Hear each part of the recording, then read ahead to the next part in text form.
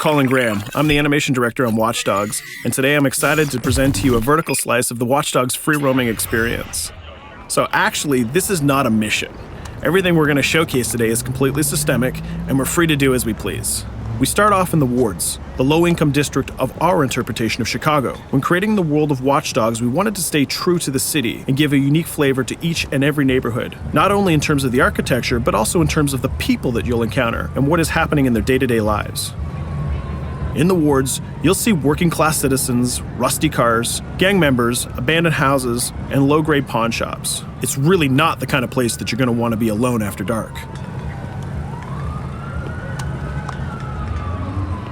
Nowadays, modern cities are increasingly managed by software, controlling traffic lights, electricity grids, and surveillance systems. In our version of Chicago, this management software is called CTOS, or the Central Operating System. The CTOS controls everything in the city, and it was created by the Bloom Corporation. Since the CTOS has been installed in Chicago, people get to work faster, the crime rate has dropped, and the communication networks are now more accessible and stable than they ever were before.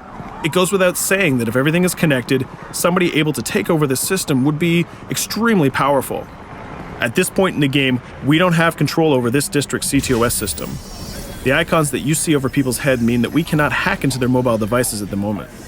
We need to find the CTOS control center, install a backdoor virus into the system to take control over all of the infrastructure in this district. There it is, the CTOS control center.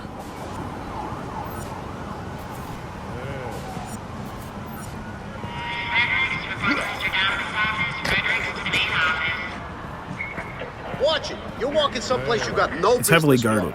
Let's see if we can find the server access codes from a distance.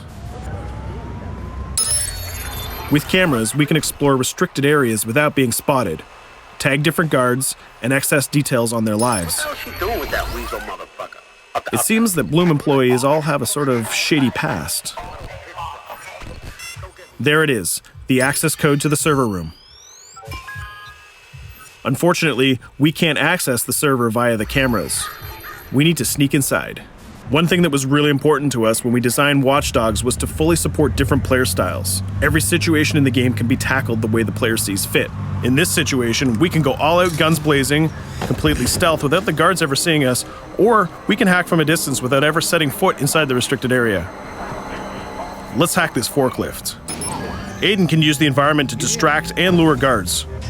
Pretty much anything you hack has multiple functions. So, for example, you could use this forklift to access the roof, or you could use it to create cover.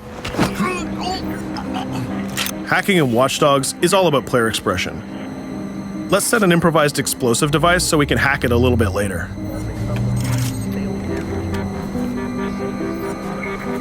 You'll also notice Aiden's low-profile stance. This indicates when the guards are unaware of our presence.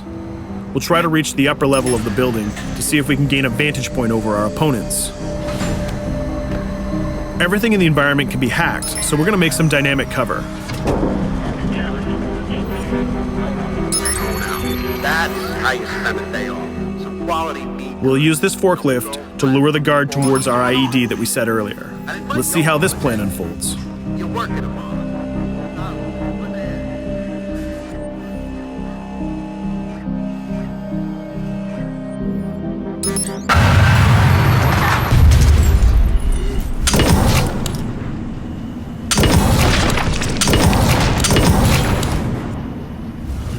What you just saw is called focus.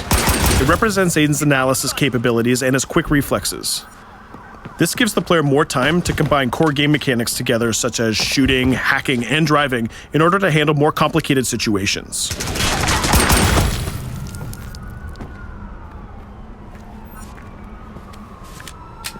Now we can access that control room.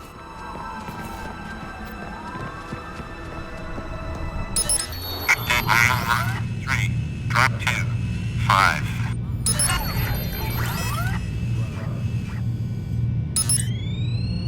Now we'll be able to hack all of the devices connected to the CTOS within the districts. Thousands of cameras, traffic lights, the electricity grid, and most importantly, all of the citizen information profiles. We can also benefit from the Chicago Police Department Crime Prediction System, which uses facial and pattern recognition to spot potential criminals or potential victims.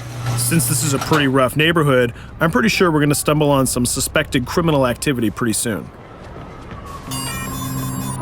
And there it is. The system just pushed an alert of a potential crime.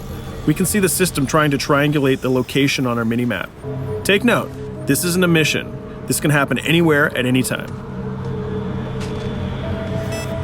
We've just spotted a potential victim. It's always up to the player if he wants to investigate or not, to take action or not. So let's see how this turns out.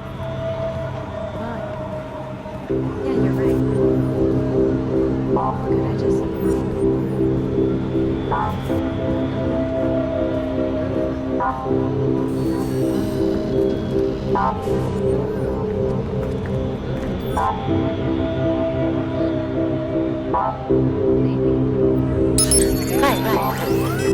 You think you're leaving me? Huh? Jesus, I told you to stay away from me! You belong to me now. Get it? You better leave or I'll call the cops! I'll fucking kill you, goddammit. Get off! Yo! That was close. Good thing that we intervened. We managed to prevent the crime, but we triggered a chase. From here, the criminal's behavior is unpredictable. He can try to get away, shoot back at us, surrender, or call for backup.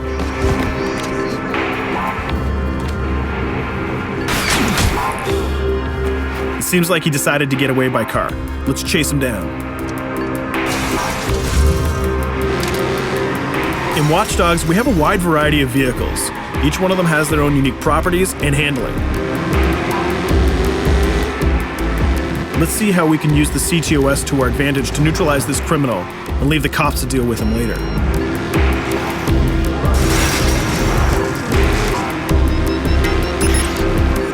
The chase stops right here. Using the blockers usually reserved for the cops during interventions, we managed to stop this criminal without killing him. This gives us a reputation bonus. This system is at the core of the Watch Dogs experience. Depending on how we handle different situations in the game, the media and the citizens will have a different perception of our hero, whether he is a true vigilante or a reckless criminal. This will have repercussions throughout the game.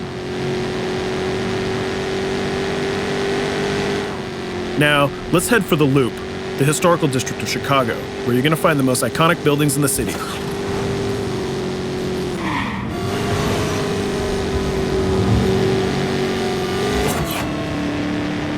We're going to go to a gun shop to see what arsenal is available for players. The economy is a big part of Watch Dogs. Players will be able to grow their arsenal with weapons and craft their tools in order to increase their power and their hacking abilities.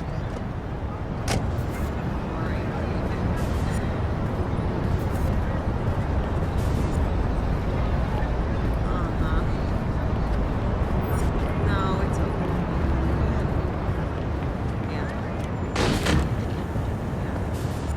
You will find all of the weapons that you would expect in a traditional shooter. Pistols, assault rifles, guns, sniper rifles, and grenade launchers, just to name a few. A lot of bullets were fired in our last encounter with the CTOS guards. Let's stock up on some more ammo. Finding everything.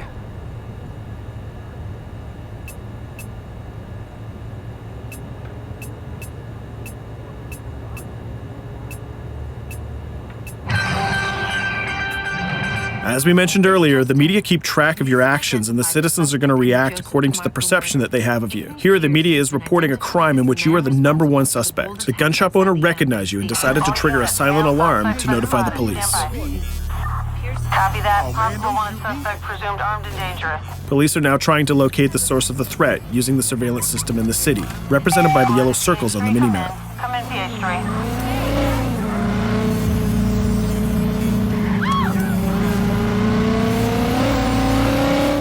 Aiden is able to stall their efforts by hacking into their communication systems while avoiding the scanning areas.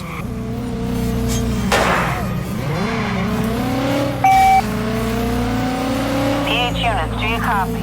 Repeat, squad to all PH units. Once they've lost our trail, we can go back to our activities.